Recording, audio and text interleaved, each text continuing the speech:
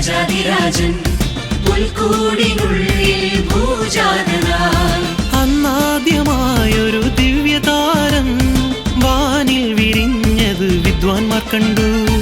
അന്നാദ്യമായൊരു ദിവ്യതാരം വാനിൽ വിരിഞ്ഞത് വിദ്വാൻമാർ കണ്ടു. നക്ഷത്രം നോക്കി വിദ്വാൻമാർ വന്നു, പുൽക്കൂട്ടിലെത്തി ഉണ്ണിയെ കണ്ടു. നക്ഷത്രം നോക്കി വിദ്വാൻമാർ വന്നു, പുൽക്കൂട്ടിലെത്തി ഉണ്ണിയെ കണ്ടു. മഞ്ഞു പെയ്യും രാത്രി ബത്ലഹേം നാട്ടിൽ കന്യാമേരിയും യൗസേപ്പിതാവും ഉണ്ണി പിറക്കാനൊരിടം തേടി. മഞ്ഞു പെയ്യും രാത്രി ബത്ലഹേം നാട്ടിൽ കന്യാമേരിയും യൗസേപ്പിതാവും ഉണ്ണി പിറക്കാനൊരിടം തേടി.